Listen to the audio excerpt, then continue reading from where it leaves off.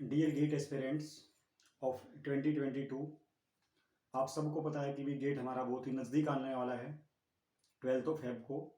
तो मैं आज आपके लिए लेके आया हूँ कि गेट एग्जाम में आपको किन किन बातों का ध्यान रखना है सच दैट कि आप एक गुड स्कोर अचीव कर सको, गुड रैंक अचीव कर सको। जो कॉमनली स्टूडेंट्स मिस्टेक करते हैं उनको डिस्कस करेंगे। बेसिकली हम लोगों को डिस्कस करना है एक तो भाई आपको फिलहाल में क्या चीज़ें पढ़नी चाहिए और क्या चीज़ें नहीं पढ़नी चाहिए। आपको वो टॉपिक्स ज़्यादा रिवाइज करने हैं जो आपका स्ट्रॉन्ग एरिया है, उन टॉपिक्स को बिल्कुल भी टच नहीं करना है जो आपके लिए न्यू टॉपिक्स हैं। तो सबसे बड़ी बात तो ये है कि भी आपको पहले ओल्ड जो आपके रिवाइज्ड टॉपिक्स है, जो स्ट्रॉन्ग टॉपिक्स हैं, उनको सबसे ज़्यादा फोकस करना है, स्ट्रॉन्ग टॉपिक्स को फोकस करना है। उसके लिए आप अपना कोई भी रिवीजन टेक्निक अप्लाई कर सकते हैं। लाइकवाइज फॉर एग्जाम्पल आपका कोई भी रिवीजन जो भी आपने नोट्स बना रखे हैं, रिवीजन नोट्स, एंड आप बेसिक आइडिया और भी ले सकते हैं। लाइकवाइज भाई आपके प्रीवियस ईयर एग्जाम्स में, प्रीवियस ईयर गेट के एग्जाम में उन पर्टिकुलर टॉपिक से कैसे किस किस प्रकार के क्वेश्चंस आए हैं, ये भी आपको एक याद रखना है। तो प्रीवियस ईयर क्वेश्चंस भी आपको डिस्कस करने हैं। प्रीवियस ईयर्स क्वेश्चंस भी आपको साथ में रिवाइज करने हैं, उनका ट्रेंड क्या था। तो और दूसरी चीज मैं और भी बताने वाला हूं आपको कि भी आपके सिविल इंजीनियरिंग में कौन कौन से टॉपिक्स ज्यादा इंपॉर्टेंट हैं सच दैट कि आप गेट एग्जाम्स में उनको प्रिपेयर करके एक अच्छी रैंक अचीव कर सकते हैं। तो सबसे पहले मैं आपको टॉपिक्स बता देता हूं।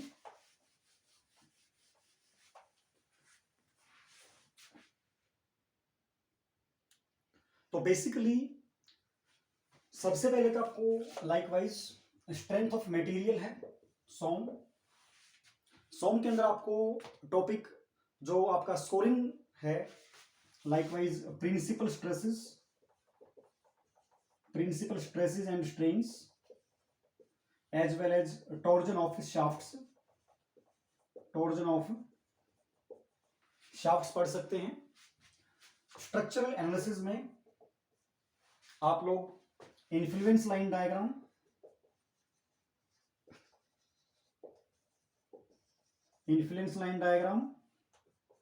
एंड एनालिसिस ऑफ ट्रस्ट पढ़ सकते हैं। जो ये केवल मैं आपको वो टॉपिक सजेस्ट कर रहा हूं जो फिलहाल में आपके लिए प्रिपरेशन में काम आएंगे, जो कि आपका 10 डेज का एक प्रकार से क्रैश कोर्स है। सर्वेइंग में आप लोग डिस्कस कर सकते हैं लेवलिंग, आपका अर्थवर्क कैलकुलेशन, एंड आपका photogrammetric survey, photogrammetry generally, open channel flow आपका कंप्लीट आपको स्टडी करना है। ओपन चैनल फ्लो काफी छोटा टॉपिक है, तो ओपन चैनल फ्लो आपको कंप्लीट स्टडी करना है। एंड जनरली स्टील स्ट्रक्चर्स में से आपको इसेंट्रिक, मोस्टली क्वेश्चंस इन्हीं एरिया में से आते हैं, eccentric welded and eccentric bolted connections में से आपको पढ़ना है। बाकी आपका आरसीसी में से आपको प्री स्ट्रेस कंक्रीट कंप्लीट पढ़ना, आपको प्री स्ट्रेस कंक्रीट को आपको कंप्लीट रिवाइज करना है। एंड रिमेनिंग आरसीसी में से आप लोग डिफरेंट जो आईएस कोडल प्रोविजंस हैं, आईएस 456 के जो कोडल प्रोविजंस हैं उनको डिस्कस कर लेंगे तो हमारा काम चल जाएगा। 1 2 3 4 5 6, अगर मैं इसका एक पार्ट देखता हूं, फ्लूइड मैकेनिक्स एंड मशीनरी में से बेसिकली आप लेमिनार फ्लो थ्रू पाइप्स,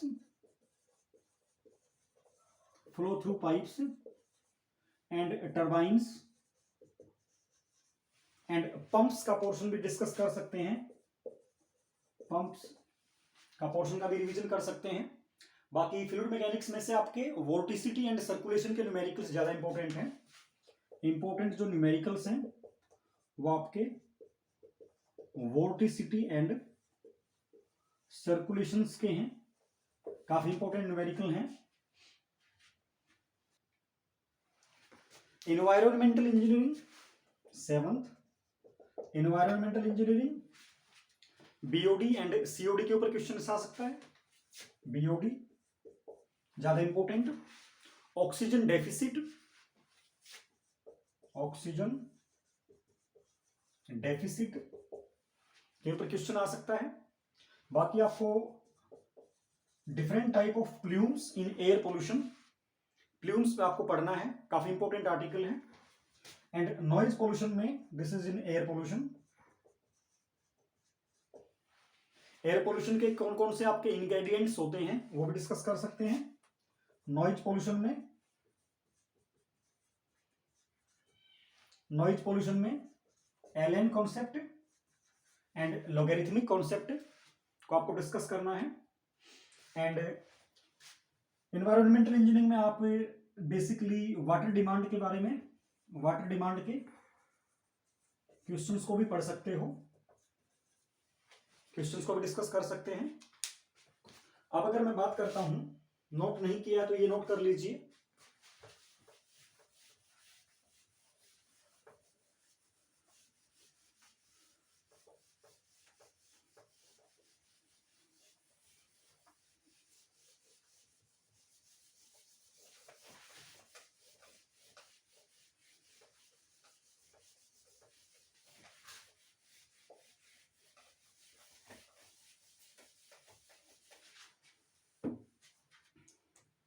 आपका transportation engineering 8th subject, transportation engineering. सबसे पहले तो आपको बेसिक इंपॉर्टेंट क्वेश्चन कंप्लीट आपको ट्रैफिक इंजीनियरिंग पढ़नी है। ट्रैफिक इंजीनियरिंग के ज्यादा क्वेश्चंस इंपॉर्टेंट हैं। बाकी आपका रेलवे इंजीनियरिंग में से, रेलवे इंजीनियरिंग में से आप लोग सुपर एलिवेशन और यू कैन से जो हमारा कैंट एक्सेस होता है और कैंट डेफिशिएंट होता है, cant deficiency and cant excess के क्वेश्चन आ सकते हैं।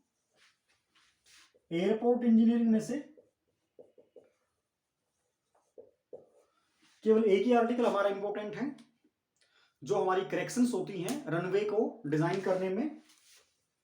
जो रनवे होता है उस रनवे के डिजाइन में जो करेक्शंस लगती हैं, उन करेक्शंस के बेस के ऊपर हमारी रनवे की थिकनेस कितनी होनी चाहिए, टैक्सीवे का डिजाइन कैसे किया जाता है, इस प्रकार के क्वेश्चंस आपको डिस्कस करने हैं। एंड एक और भी आर्टिकल है आपका जिसमें से काफी दिन हो चुके हैं क्वेश्चन नहीं आया है, that is rotary intersection. Rotary intersection में से इसकी कैपेसिटी कैसे निकाली जाती है, जो हमारा राउंड अबाउट होता है, राउंड अबाउट की और रोटरी इंटरसेक्शन की कैपेसिटी कैसे कैलकुलेट होगी। And defects in rigid and flexible payments आपको डिस्कस करना है। हमारा 9th टॉपिक है that is soil mechanics and foundation engineering. आपको डीप फाउंडेशन सारी पढ़नी है, डीप फाउंडेशन सारी पढ़नी है।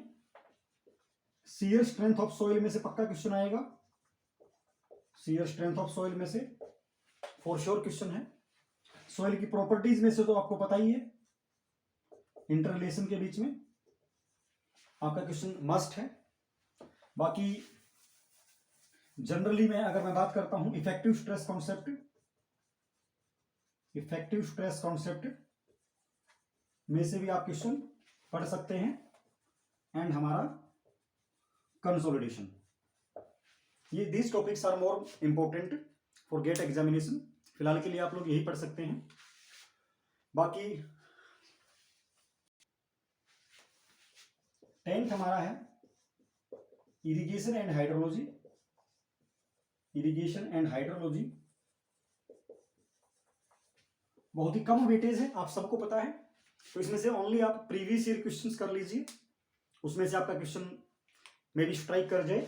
Otherwise duty and delta of crops आप पढ़ सकते हैं इरिगेशन में से, एंड हाइड्रोलॉजी में से आप स्नाइडर्स का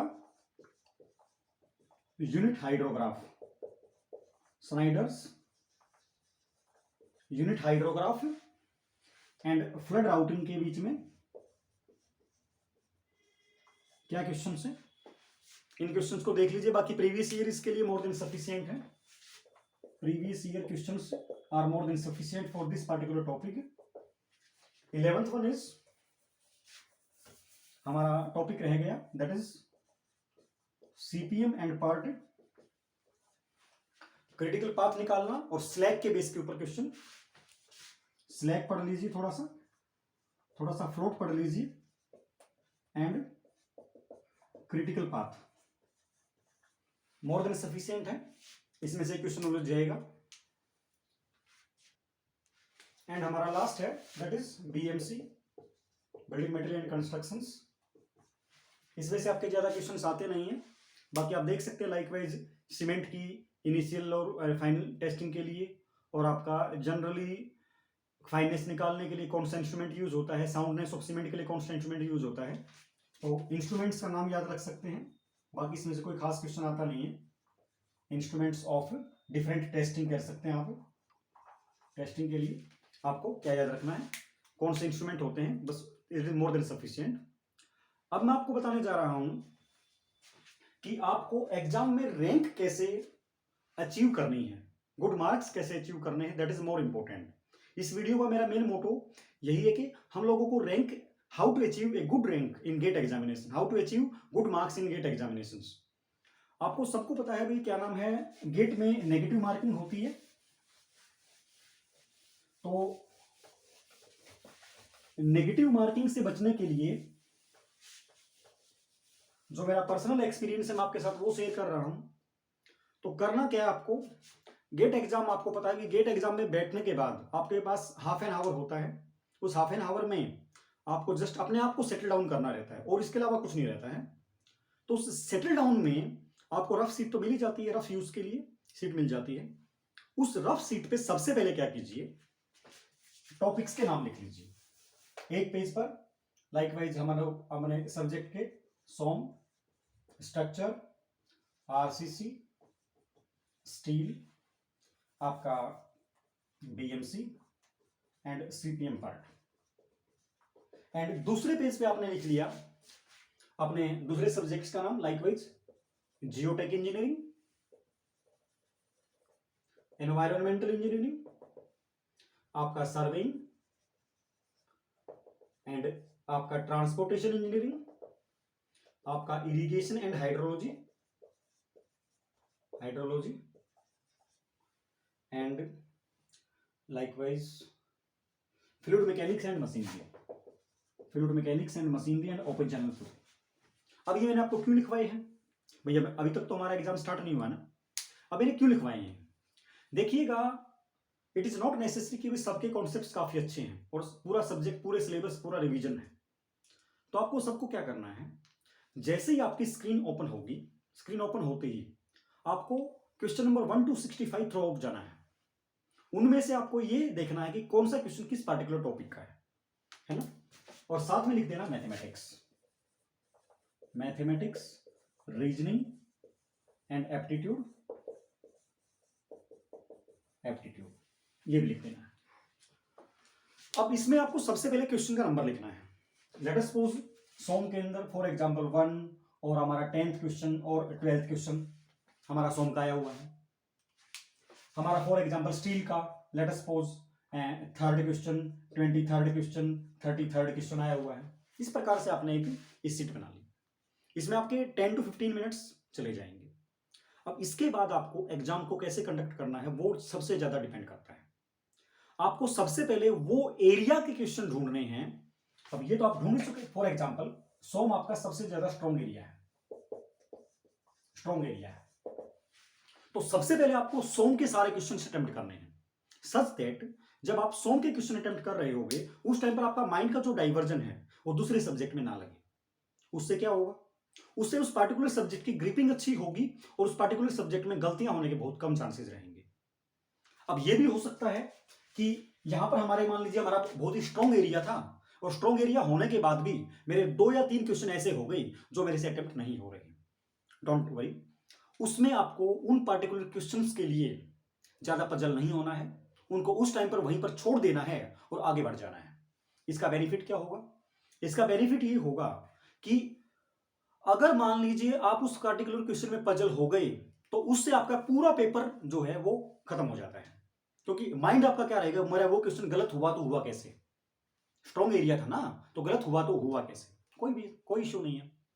आपने सब क्वेश्चंस के नंबर लिख रखे हैं, जो क्वेश्चन आपका बिल्कुल करेक्ट अटेम्प्ट होता जाए उस पार्टिकुलर क्वेश्चन के ऊपर टिक क्लोज करते जाइए, बाकी को छोड़ दीजिए।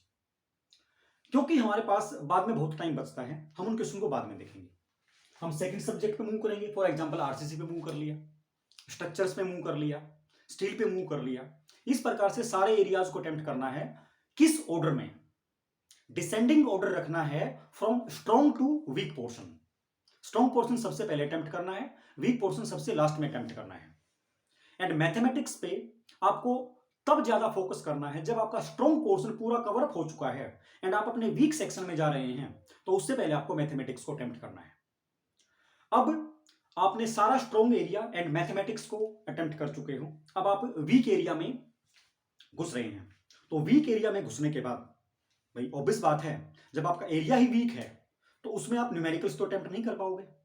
तो न्यूमेरिकल्स अटेम्प्ट नहीं कर पाएंगे तो उसमें करेंगे क्या, उसमें केवल आपको वो चीज देखनी है जो मेमोरी बेस्ड है। केवल वीक एरिया में आपको वो क्वेश्चन अटेम्प्ट करने हैं जो मेमोरी बेस्ड क्वेश्चन है। मींस आपके सामने क्वेश्चन है, उसके ऑप्शंस हैं और आपके माइंड में स्ट्राइक किया कि हाँ ये ऑप्शन इसका राइट है, बस वही। बिकॉज न्यूमेरिकल पोर्शन आप अटेम्प्ट नहीं कर पाओगे बिकॉज वो वीक एरिया है। और वीक एरिया होने के कारण अगर आपने उसके न्यूमेरिकल्स को अटेम्प्ट करना सोचा तो उससे क्या होगा, जो आपने अपने स्ट्रॉन्ग एरिया के क्वेश्चंस को सही किया था उनके नेगेटिव्स आपके वीक एरिया में से आ जाएंगे और आपकी अच्छी रैंक डूब जाती है। गेटिंग माय पॉइंट और नोट। तो अब हमने सारा स्ट्रॉन्ग एरिया अटेम्प्ट कर लिया, वीक एरिया को हमने छोड़ दिया एंड मैथमेटिक्स का हमने सारा एरिया कवर अप कर लिया। तो अब वीक एरिया में से मेरे को हो सकता है मेरे को टोटल ही 2-3 नंबर मिले हो, तो अब मेरे को जितना मिलना था मेरे को मिल गया। अब वीक एरिया को हमने छोड़ देना है, अब वापिस आना है स्ट्रॉन्ग एरिया पे। स्ट्रॉन्ग एरिया पे आने के बाद आपके साथ क्या होगा, अब आपको वो क्वेश्चंस देखने हैं जो क्वेश्चंस आपने पहले पजल होने के कारण छोड़ दिए थे।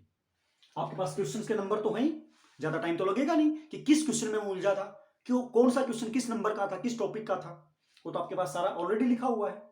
एंड आपको केवल स्ट्रॉन्ग एरिया के जो क्वेश्चंस में आप पजल हो गए थे, अब आपके पास बहुत सारा टाइम है, उसमें आप अपना टाइम दे सकते हैं। लेकिन एक बात जरूर याद रखिएगा कि चाहे वो वीक एरिया हो चाहे वो स्ट्रॉन्ग एरिया हो, एरिया डजंट मीन्स मैं topic. Let us suppose that strength of material, strength of material मेरी प्रिंसिपल स्ट्रेसेस मेरी स्ट्रॉन्ग है एंड टॉर्जन ऑफ शाफ्ट्स मेरा कमजोर है।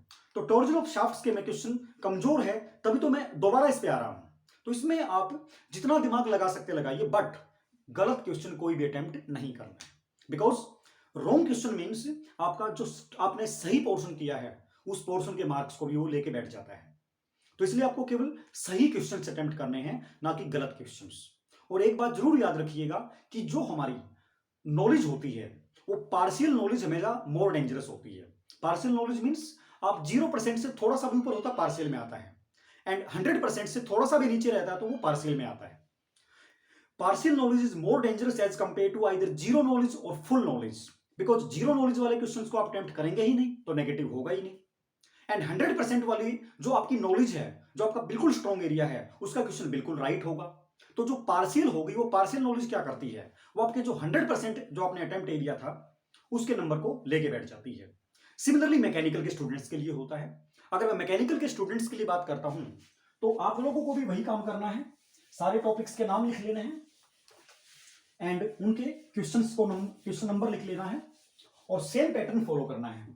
लाइकवाइज भाई फॉर एग्जांपल आपका सोम सबसे स्ट्रॉन्ग एरिया है, मशीन डिजाइन आपका उसके कम स्ट्रॉन्ग एरिया है, उस प्रकार से आप डिसेंडिंग ऑर्डर में सारे सब्जेक्ट्स के नाम लिख लेंगे। Likewise refrigeration and air conditioning and industrial engineering,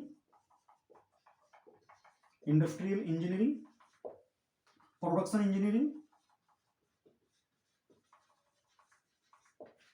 engineering और आपका फ्लूइड मैकेनिक्स एंड मशीनरी तो आपका कॉमन है ही, and machinery, fluid mechanics and machinery, refrigeration and conditioning, industrial engineering, production engineering, fluid mechanics, machinery. तो इस प्रकार से आप लोग अपने टॉपिक से नाम लिख लीजिए, just it is an just example, और सेम पैटर्न आपको फॉलो करना जो मैंने आपके वीडियो में बताया है। सो मेरे प्यारे एस्पिरेंट्स, माय डियर एस्पिरेंट्स, आप लोगों को हो सक आई होप कि आप लोगों को मेरी वीडियो पसंद आई होगी। इस प्रकार से आप तैयारी करेंगे तो I am very sure that आप लोग अच्छी रैंक अचीव करने में कैपेबल होंगे, अच्छे मार्क्स अचीव करने में कैपेबल होंगे। Thank you so much, goodbye and keep learning.